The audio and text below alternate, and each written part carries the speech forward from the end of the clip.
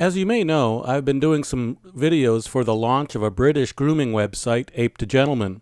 The latest one, about how to select and buy a shave brush, got me to thinking that it has been a while since I discussed shaving brushes on my own channel.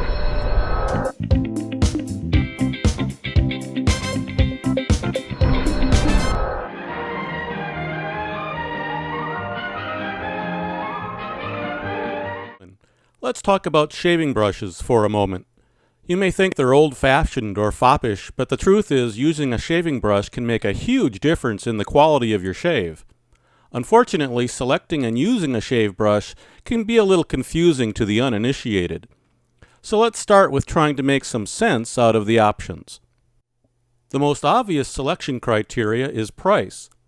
You should be able to find a brush with virtually any budget, so set yourself a maximum price and stick to it.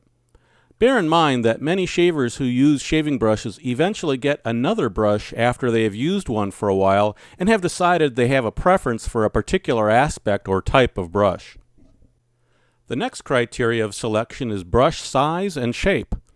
Brush dimensions are typically expressed in millimeters and are often divided into three sections: loft, knot, and overall height. The loft is the length of the actual hair from the top of the handle to the tip of the hair. The knot is an indication of the amount of hair packed into the handle. By the way, the knot dimension can be a little sketchy because hair can be packed in tightly or loosely. Finally, the length of the handle is factored in to determine the overall height of the brush.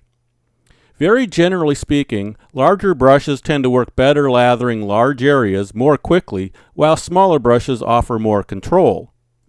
Brush sizes cover a very wide range, but I think it's safe to say that the average loft is about 50 millimeters and the average knot is about 20 millimeters. Two additional factors of brush size and shape are a little more ambiguous. The first is the tips of the loft can be shaped into a fan-like shape or into a bulb-like shape. Each style has their advocates who claim one shape is better than the other, but there's no real agreement about it. The second is the size and shape of the handle. Size and shape is yet another personal preference, but in the absence of knowing what you want, I suggest measuring the distance from the palm of your hand to the pad of your thumb and let that be the maximum length of the handle. The final criteria is the type of hair in the brush. Shaving brushes generally come in one of three types of bristle: boar hair, badger hair, or synthetic. Very recently, brushes with horse hair have started to return to the market after a hiatus of nearly 100 years due to an anthrax scare around World War I. Boar hair brushes, often called natural bristle brushes, are the most commonly seen in mass market outlets such as drugstores and groceries. Most of these brushes are not very well constructed and tend to require more work to get a decent lather out of as well. However, that's not to say that all boar brushes are substandard. Quite the contrary, a well-made boar brush will provide years of service and work quite well after a break-in period. They work particularly well with shaving soaps, though you can use them with shaving creams as well. Sometimes these brushes are dyed to look like badger hair brushes. Badger hair brushes are generally regarded as the preferred material for shaving brushes, and they can generally make a lather more quickly and retain more heat and water than brushes of other types. However, there are a number of different grades of hair, and unfortunately there is no standardized grading process between manufacturers. Be that as may, there are some general guidelines you can use. The lowest grade of badger hair is generally referred to as pure. This grade is characterized by a dark color and thick, relatively stiff, coarse-looking hair. Some manufacturers will bleach the hair slightly to give it the look of a higher grade, but the hair itself will still look coarse. The next step up is usually called super badger or fine badger. These brushes are generally better constructed and the hair is finer looking, softer, and lighter in color.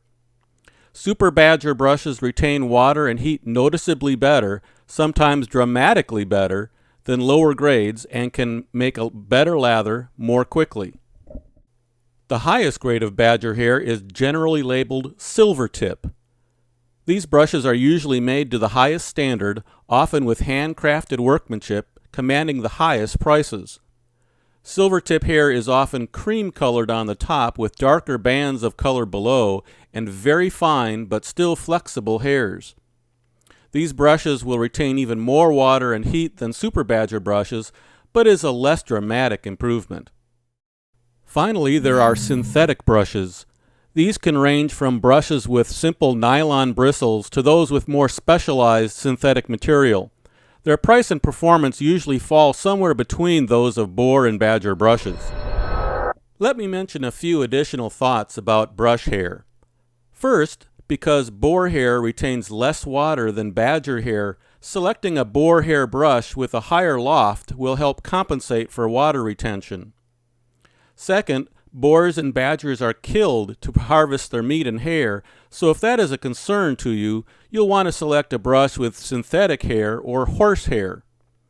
By the way, almost all of the badger hair used in shaving brushes come from China, where the badger is considered a pest and controlled under license.